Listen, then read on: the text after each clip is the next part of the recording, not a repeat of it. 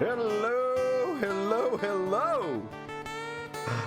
Hello, everybody. How you doing? This is Mickey. Man, I hope I'm coming through. All right, I can hear me. I finally got a little bit of feedback in my ears. I can actually hear me, so I'm going to turn up the maker mine. Hey, do me a favor. Welcome to the big show. As soon as you get here, make sure that you check in so that I know that somebody is out there and that I am not alone.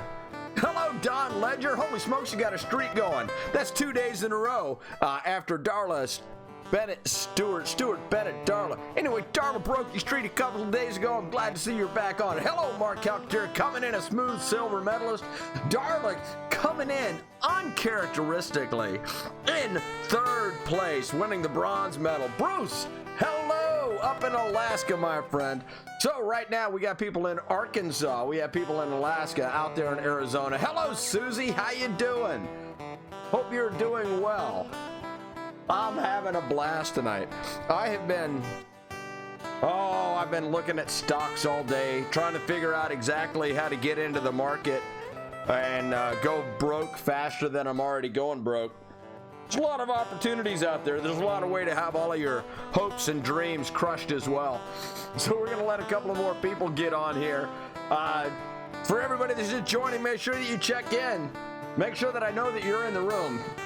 Make sure that Don, Mark, Darla, Bruce, and Susie and I are not alone. So make sure that you check in. We're going to get started in 20 seconds. Hello, Greg Meyer. Hope you're having a fantastic day. Look at that. We've got 5 different states, 6 different states with me represented down in Louisiana, all checking in today. Looks like we're going national. I love that. All righty, and here we go. 5, 4, 3, 2, 1. Hello. Hello, everybody. Glad to see you tonight. My name is Mickey. The show is Mickey in the Middle. It's the quintessential show for Middle Americans, a place where all Middle Americans are welcome to express their opinions so that later somebody can go back, watch this video, and then cancel you. That is the way that the world is going. I don't understand how we just can't get along, how we just can't let people have an opinion that may be different. Everybody keeps saying, you're hateful. What? I'm not hateful. Everybody keeps going, you're negative, you're bad for the country. You wish ill will upon all people that are not like you. Well, that's not true. That's not true. I don't find that as a part of everyday American society. You know, back in the 1960s, there was a lot of stuff that was going on. We had the Civil Rights Act that was passed in the mid-60s. And ever since then, the country's been getting better and better and better. And this is right in front of your face. Just go to a Walmart. Just go to a Target. Just go to a car dealership. It doesn't matter. If you show up at a car dealership, you know what they want to know? You got money? If you don't got money, do you have financing? If you don't have financing, can we give you some financing? So here's the thing. All things are equal. All things are equal. You don't believe it? Just try to, as I've often said before, go to any parking lot and try to pick out any human being in the parking lot and tell them to wash your car. Do you know how many people in the United States of America, out of 320 million people, if you tried to boss them around, would do what you told them to do? It's not going to happen. That's what equality is. Nobody has power over you that you do not give them. Now, right now, I've kind of figured a couple of things out. I had a leadership on, my friend, Paul Grau is a leadership coach, and he has Run to Your Challenges is his business. And Paul had a leadership seminar. We have these round tables where we all get on the internet and we talk. And I was talking to them today about the powerful leadership techniques that you can use in order to influence the people that are around you.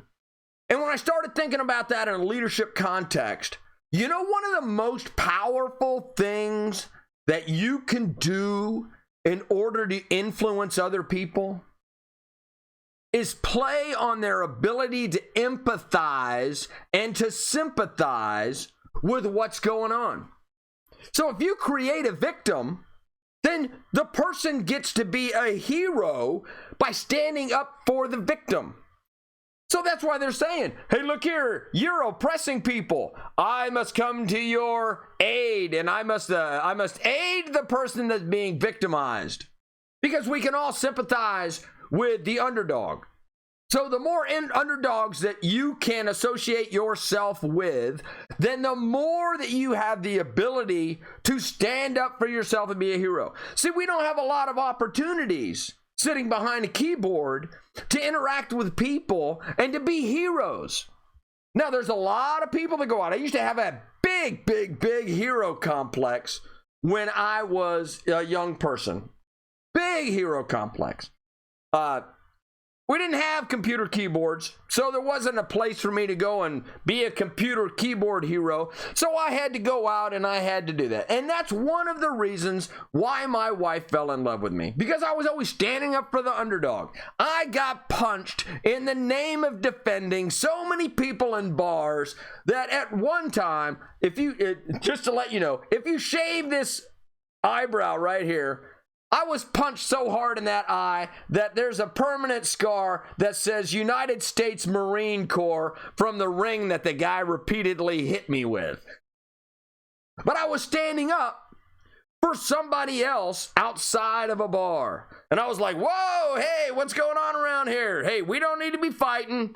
We don't need any trouble. You don't need to be picking on him. You're a Marine. You're big and strong. He's an Air Force pilot. He is intelligent but weak. Don't punch him. And then I turned around to tell the Air Force pilot that he should leave. And as I turned around, being a hero, breaking up a fight that wasn't there, I got punched in the face by about 5 Marines. That's not the only time. I was down in Honduras in a little place called Palmarola back in the 1980s. Remember when the Sandinistas and who were the other people on the other side? The Sandinistas, whoever the heck was down there. We went to a little place called Palmarola, and they used to have a little bar down there. We used to go down there to get all kind of fired up. I walked up once again on 2 people that were about to have fisticuffs, and I had to be the savior, and I broke them up. And it did not go well after that. It all went downhill. So trying to be a hero, I have gotten myself in more trouble. But I think that that's what is going on today. That people feel that there are other people that are oppressed in our society. And because they're oppressed in our society, that means that people have to stand up because nobody likes to see injustice. We're Americans. Nobody likes to see an injustice in America. We have a very, very, very bad habit of defending things that might have happened in the past. But here's what the thing is. America has a great history that has spots that we're trying to correct every single day. It is easy to be against slavery. Everybody's against slavery. We are doing a good job getting rid of slavery in the country. As a matter of fact, we had a civil war over it. Then we had the passage of the Civil Rights Act in the 1960s. But there was still some prejudice in the world. There's always going to be some prejudice in the world. But it's really easy to stand up against slavery. It's really easy to stand up against racism because nobody likes it. So the question is who is being accused of this? Because it is just, oh, we're standing up against racism. So then you have to associate other things with being racist. Donald Trump is a racist. Therefore, if you support Donald Trump, all 74 million of you, you are racist. Really? Really? When I go outside, I just don't see a lot of racists. It's really, really funny the way that this works out. And the reason I'm bringing this back, the reason I'm bringing this up is because I want you to be a hero. I want you to be a hero, and I want you to be able to express yourself in your heroic acts and be justified in the way that you think. And each individual thought that you have needs to be separated out and stand on its own merit. And I'm just saying, if we can do that, that will be great. Instead of taking this huge clump of things and throwing them all together, why don't we just try to be understanding and understand that people have different opinions about different things and they might not be related. All right, so Greg Meyer says, hey, Mickey, Lane is here also. Hi, Lane, how you doing? Getting closer to close on a new house. Greg, I am so excited for you, man. I hope you get in there. I hope it's a done deal. Hello, Logan Calcaterra. People are using the word judgmental in place of hateful. People are using the word judgmental in place of hateful. Okay, well, I can go with that, right? I think that they're using hateful interchangeably with judgmental. And we all have to make judgments every single day. But when you start accusing people of trying to murder you, that's incendiary. Like AOC. Ted Cruz tried to murder me. What? Tried to have me murdered? He was in on a coup to have me destroyed. I don't know what she was thinking. Right? Now they're saying Tom Brady is a racist because he won the Super Bowl during Black History Month.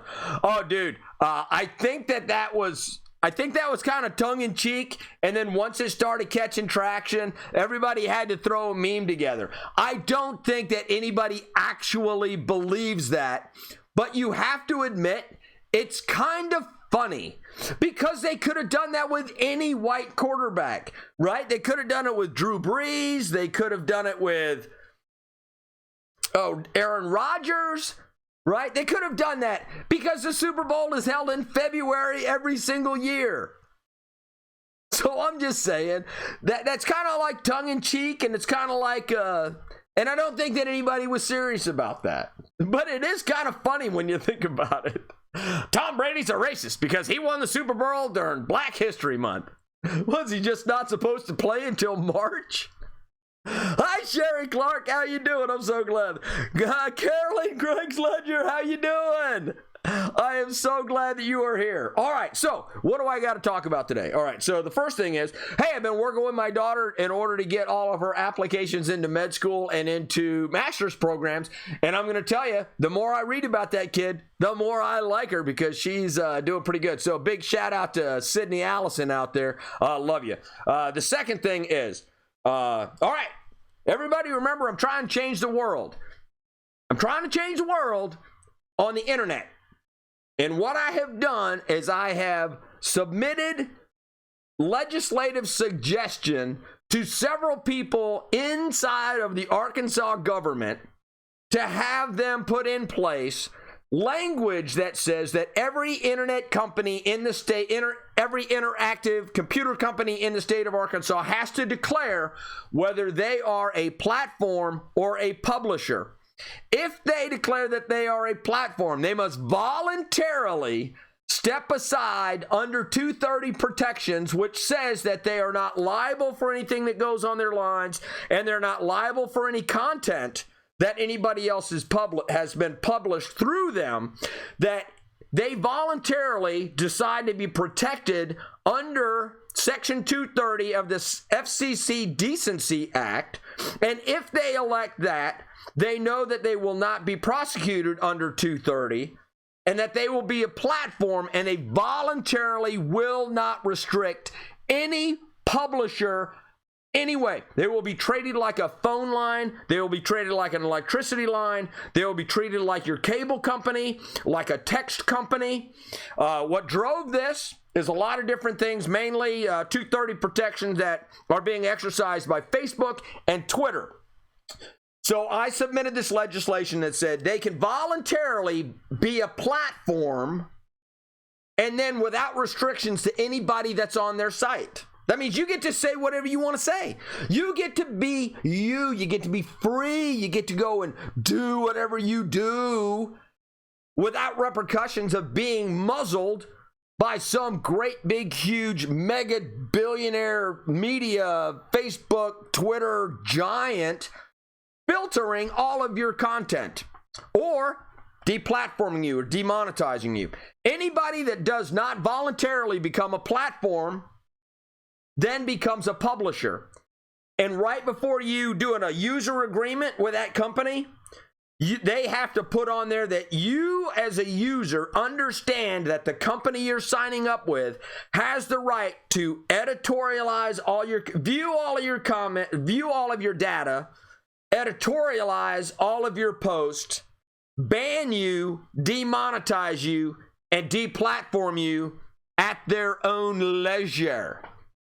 That they can do it at any time. So the reason I said that and the reason I gave you a brief synopsis in the state of Arkansas is that they have to either be a publisher and they have total control over your content, or a platform where they voluntarily do not have any control over your data. It's exciting because I heard back from my representative, and today they said that they have checked with the Attorney General of the state of Arkansas, that they are checking with other states for the legal language that will survive a test at the Supreme Court. I didn't know this, but before you write any language in law, you have to make sure that it's going to be legally sufficient to pass a test at the Supreme Court. So it's going out to other states. As soon as other states respond to this, hopefully they will do the exact same thing. The state of Arkansas will then take that, write it into language that will go into a bill. It'll go into a committee, go into the House, go in and become law in the state of Arkansas, and then we are kicking Twitter and Facebook's ass in the state of Arkansas and any other state that would like to join us with the same language that says that you either are a publisher and you have total control of everybody's content, or you're going to be a platform and you're going to let free speech reign. That's what I'm talking about right there. When I say do something, I'm saying do something. Get involved at your local level, at your state level, at the federal level. Call people, write legislation. Make sure that you are actively engaged in making the world a better place. So, there you go. There you go. All right. So, no more comments. All right. Got to get rid of this thing right here. So, that was big news to me, because I know that we're getting progress and it's going to be done this legislative session if they can get it back from the Attorney General fast enough. But other than that, I'm doing also other things, and you'll be hearing about those in the future. All right, so thank you very much. Want to let you know, anybody got Bank of America out there? So what happened was, a couple of days ago, I just found this out. The Bank of America was asked by the Federal Bureau of Investigations, the FBI, to release data on purchases made by people in the D.C. area that went up for the Trump rally. And they gave them all the evidence. Now, here's why this is a big deal. Inside of this little book right here, this is the Constitution of the United States of America. In the Fourth Amendment, it says that you are supposed to be free from you're supposed to be free from having anybody go through your stuff. Nobody can come into your house and just snoop around. Can't do it. You just can't do it. Now, they can do it inside of a car. For some weird reason, they can search your car with probable cause without getting a warrant. But in your house, they have to have a warrant. And you do not have to unlock your telephone for them either. However, Apple will probably help them jailbreak your phone so they can gain access for it. But the question is on your online content with your banks, with your credit cards, where you go and all of that, should that be protected from illegal search? I mean, that's your life. Those are your finances. Those are your purchases. Should you be tracked? And should the FBI be able to track you like that? So that they can just go, hey, look here, we need all the data on all the people that were up in Washington, D.C., everybody that purchased guns, everybody that flew in there, everybody that had an Airbnb or got a hotel within a 50-mile radius of that. Send us all of that information, Bank of America? Should they be able to do that? I don't think so. I don't think so. I don't think that they need to be able to be harvesting data. If they want to have information on you, they need to be able to go to a judge and say, Judge, we need to look at this person's personal records, their personal finances, and see if this person right here, in the case of an investigation, did this. Not just send me all the data. No! It needs to be targeted and specific, rather than have big government be able to get all everybody's data and just sift through it. That's a problem with the Patriot Act. In the Patriot Act, what they do is they just go, hey, look here, man, we're going to collect mega data on everybody to stop terrorism. And then Congress said, okay, sounds great with us. And then they just renewed it. And then they abused the system. It's been proven over and over and over that the data that has been used in the Patriot Act has not stopped any terrorism in the United States of America. It just hasn't been used. And if it hasn't been used, why are we still allowing our government policing agencies to be able to track us and to use the mega data to figure out what you're doing or what I'm doing? And then they go to the Bank of America and they're allowed to just go get mass amounts of information on everybody that went to Washington, D.C., everybody that purchased a gun, everybody that got hotels in the area, anybody that bought dinner, anybody that went inside of a 3-mile range and used a credit card in order to buy lunch on the January the 6th. That's what they did. I feel violated. Oh my. I feel violated. They don't care. They don't care. Why does it affect middle Americans? This affects middle Americans because they're spying on you. Your government is spying on you. Not on you, on everybody. So then they can go pick out data on you. They can go, all right, so who bought guns? Where do they buy guns? If they get all my data, I've got to go out and somebody please use a credit card and come buy my all those guns that I lost. AOC is a bubble off plum. Huh? She is a bubble off plum. I'm telling you, that is awesome. All right, so where else are we? Next thing. So I have not been watching the impeachment, but I have been reading some of the news stories that came out of the impeachment. The funniest thing that I heard. Let me start off with stuff that's not funny.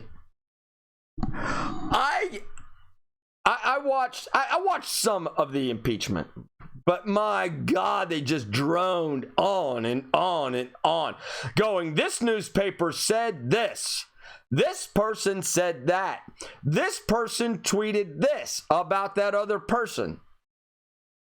I'm not a lawyer. But isn't that secondhand information not permittable in a court of law? Isn't that hearsay? Isn't that not admitted in law either? See, they don't have anything that says Donald Trump was ever in direct contact or anybody on his staff with any of the people that went into the Capitol building. Now that would be evidence. Donald Trump texted this person and they have got contact, and that person then went into the Capitol building. I've seen none of that. Nothing. Nada. For all of my friends on the left,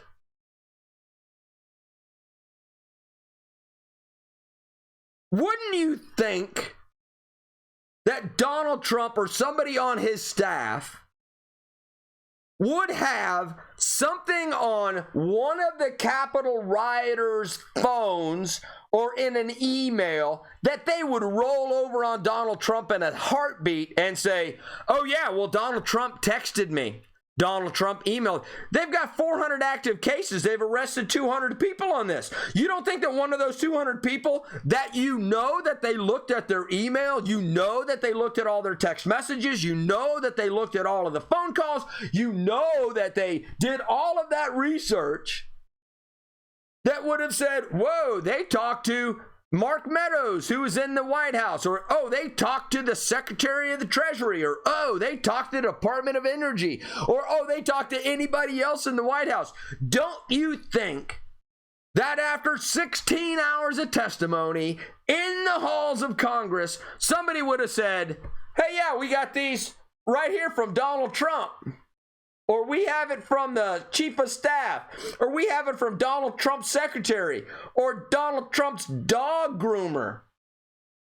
You don't think that if somebody could please send me any link from the White House to anybody that went into the Capitol building, I would greatly appreciate it. But they showed a lot of graphic video that Donald Trump wasn't in, or any of his staff. They showed a bunch of broken windows, and then they showed parts of his speech. And they definitely did not show where he said, hey, let's walk peaceably down there and do the whole let freedom ring thing. So all I'm asking is if any of my left-leaning Democratic friends can produce any type of a correspondence, phone call, text, email, carrier pigeon message, telegraph, bus box, UPS package, anything between the White House and any of those rioters, I would greatly appreciate it, because then there would be a direct link, and then I might give you a little bit of ground. But until then, this is all, not cool. The second thing about that is the impeachment managers were up there, and they were like, and on this day, the president called Tommy Tuberville, I think of Alabama, and Mike Lee answered the phone, and he was praying, and it sounded like he spit the words out of his mouth when he said that Mike Lee was praying. So the impeachment manager was quoting an article about a phone call from Donald Trump supposedly going to Tommy Tuberville, and it was misdialed and went to Senator Lee, Mike Lee, from Utah. Mike Lee was praying, apparently, according to the article, and then he handed the phone to Tommy Tuberville, and then that phone call, that was supposed to take place. The only problem is, Mike Lee was in the stands when this happened, and Mike Lee was like, oh, stand by, whoa, what was that you just said? You said I did that? Dude, I'm up here in the stands. That bullshit didn't happen. And they were like, yes, it did. And he went, no, it didn't. And they went, well, the article says. And he said, hey, you're not. So I am going to object to what you just said. So a sitting senator said, I object. And do you know what Patrick Leahy did? Patrick Leahy, who is the 900-year-old person who's overseeing and has taken the place of John Roberts, the Chief Justice of the Supreme Court, he said, I overrule your objection. And Mike Lee was like, what do you mean you overrule my objection? I was there. I'm not an article. I was there, and that BS didn't happen. And then they went, we better talk about this, because that guy says you're lying. And so the guy that was the impeachment manager eventually went, okay, we'll withdraw that. And yeah, I guess it didn't happen. Those liars. They're liars. I just thought that was funny. So there's no direct evidence. And by the way, so let's talk about language. You are no longer allowed to use the word fight. You're just not allowed to use the word fight. Now, I'm retired, so I can afford to go to jail if they put me in jail for using the word fight. But apparently, if I use the word fight, like in the sentence, I will fight you on that, apparently that means that I will physically harm you over the issue that we're talking about. So we're not allowed to use the term fight anymore. We're just not allowed to use it. We're not allowed to use terms like, I'm going to come after you on that. You're not allowed to say I'm going to come after you on that. You're not allowed to say things like, You are wrong, and I'm going to prove it. You're not allowed to be insightful in any way. Or I'm going to rub your face in that. Uh-oh, you're not allowed to rub anybody's face in anybody. That's threatening physical violence. So, it's crazy. It's just absolutely crazy. So, the lesson for today is very, very simple. First and foremost, I don't think that we are being careful enough with our Fourth Amendment and the fact that you're supposed to be secure in your possessions. And the Supreme Court and the states and the federal government have basically said, hey, look here, your life is an open book to us. We're not going to pay attention to the Constitution and the Fourth Amendment where it says that a person is going to be secure in their possessions and papers. Because that's what the Fourth Amendment says. Because now communication has changed. Everything we have is going to go online in some way because it's becoming a digital world. And there are no digital protections in place for you and your data. It doesn't matter whether you agree that you should be secure or not. There are just no protections away from the federal government. That means that they can crawl into you, they can collect all of our data, and then they can lie about stuff whenever they go right in front of anybody. Because everything you say is going to be recorded somewhere, probably without your consent. You're being videotaped more than you ever know. So we need to be able to get control of our own digital life. And so if anybody ever asks you a question about this, just go, hey, look here, man. We need to get laws that protect us from all of these overlords that are out there, from all the policing agencies, because one day you never know what they're going to say you're guilty of. You're not going to know who you're associating with today that's going to be put on a list later. You know, you don't know what the organizations that you have joined right now are doing when you're not watching them. Like members of the NRA.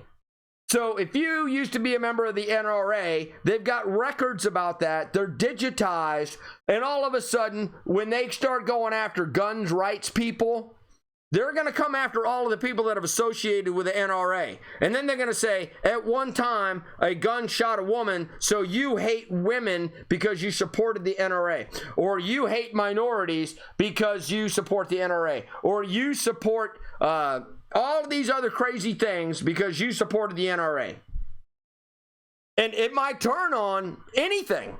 So do me a favor. Try to remember that our rights are being stripped away from us and that we need to do all we can to protect the Constitution of the United States, especially the one that says you're allowed to speak, you're allowed to have a freedom of press, you're allowed to worship as you please, you're allowed to defend yourself, and you're supposed to be secure in your papers.